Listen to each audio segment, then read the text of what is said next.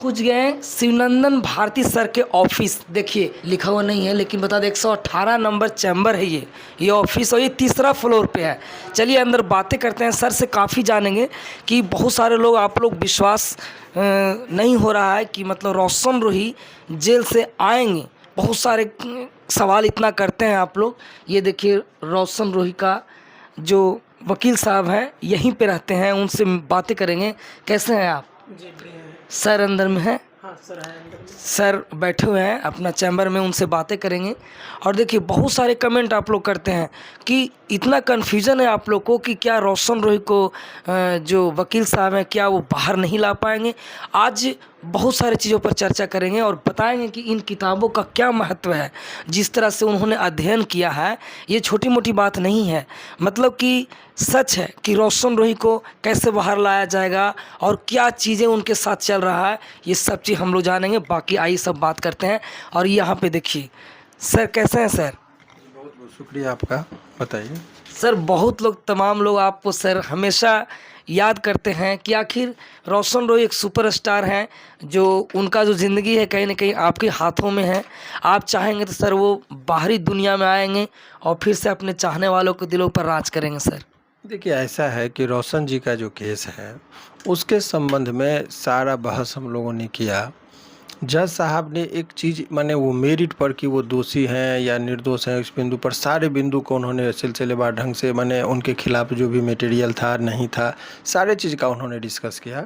और एक चीज़ उन्होंने पाया जो ऑर्डर में भी कहिएगा तो इस पर हम दिखा भी देंगे आपको कि जज साहब ने क्या कहा है। लेकिन एक जो महत्वपूर्ण चीज़ था उनके केस में वो ये था कि वो कब छूटेंगे। तो माननीय न्यायालय ने एक ही बात कहा है कि वो रोशन रोही का के संबंध में वो जो विक्टिम है, जो पीड़िता है, उनका ये कहना था कि ये बहुत ही लोकप्रिय हैं, इनके बहुत प्रशंसक हैं, हम यदि कोर्ट में गवाही देने जाएंगे तो मेरा लाइफ में ये गवाही होने ही नहीं देंगे। तो जज साहब ने कहा कि ठीक है। वो जज साहब देखे कि इनके केस में कोई एलिगेशन में कोई दम नहीं है। उन्होंने लिखा भी है कि भाई मेजर है सारा चीज़ें, लेकिन कहा कि एक ही बात उन्होंने कहा कि आप इनका जो है सो गवाही करवा दीजिए और इनको हम फिर बेल के लिए सुनवाई कर देंगे फाइनल। सर जो 8 तारीख था सबूत पेश करिए किरण सिंह, लेकिन सिर्फ वहाँ पे लोग गए और चले गए। पहले भी पता था, इसीलिए माननीय न्यायालय को हमने कहा था कि ये गवाही देने में इंटरेस्ट नहीं, इनका ज़्यादा से ज़्यादा दिनों तक जेल में रखने का उद्देश्य है। ये कोर्ट को भी आंख में धूल झोंक रहे हैं ये लोग। तो इस बात से भी जज साहब कन्विंस हुए और उन्होंने कहा कि ठीक है 2 महीना का अधिकतम टाइम हम देते हैं कि 2 महीना में यदि वो छूट जाएंगे तो ऐसे परिस्थिति में जो है सो फिर इनका 2 महीना में यदि वो गवाही नहीं देते हैं तो आप आइए, आप इनको फिर बेल के मुद्दा पर हम इनको सुनेंगे। तो ये स्पष्ट तरीके है कि 2 महीना में 21 मार्च से आप जोड़ लीजिए तो 21 मई को 2 महीना इनका पूरा जा रहा है। तो उसके बाद इनके बेल को हम लोग कोर्ट में फाइल करेंगे और उसके बाद सुनवाई होगी और ये निकलेंगे। यही कहानी है। सर अभी आपका शायद आखिरी वीडियो होगा जिसमें आप सर वादे करेंगे उनके चाहने वाले को कि रोशन रोही को आप बाहर निकाल पाएंगे सर, क्योंकि लंबे समय से लोग को लग रहा है कि अब कब। देखिए वो अफलातूनी या फिल्मी स्टाइल में कोर्ट में खास करके इसकी एक गरिमा होती है, वो नहीं बोलना चाहिए।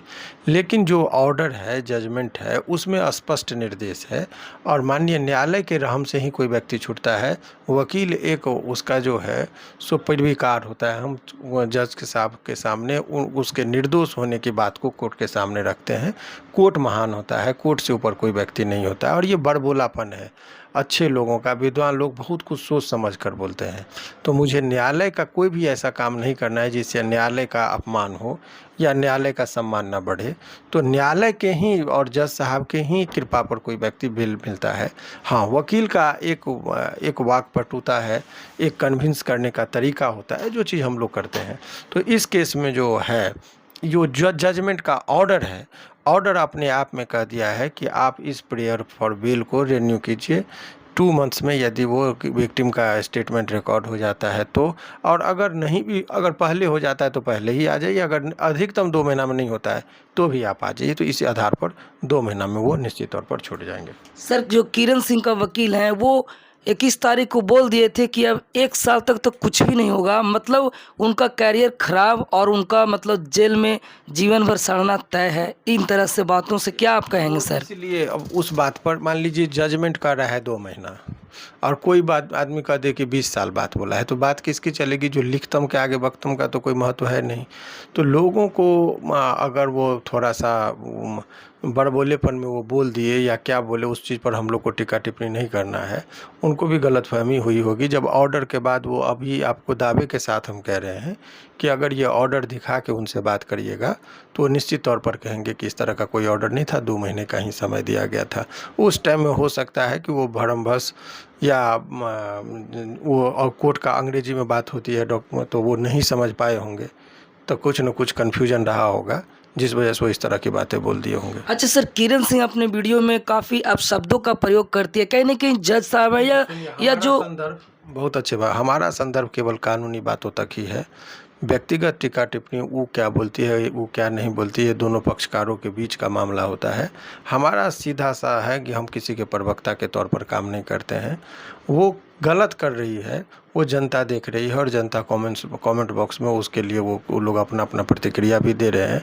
तो वो इस चीज़ को हम अपनी बात से कैसे कह दें कि क्या करना चाहिए नहीं करना चाहिए। हाँ, इतना बात है कि रोशन रोही निर्दोष है, वो जेल से बाहर निकलेगा। मैं पहले भी कहा हूँ, अभी भी कह रहा हूँ, और अंतिम जो मैंने कहा था 21 मई के बाद जो सुनवाई होगी, 21 मई का मतलब ये मत सोचिए कि 21 मई को ही निकल जाएगा। 21 मई के बाद 2 महीने का वक्त दिया गया है। 21 मई के बाद बेल फाइल होगा। उस दौरान गर्मी छुट्टियां रहेगी, ये भी बात आप समझ लीजिए।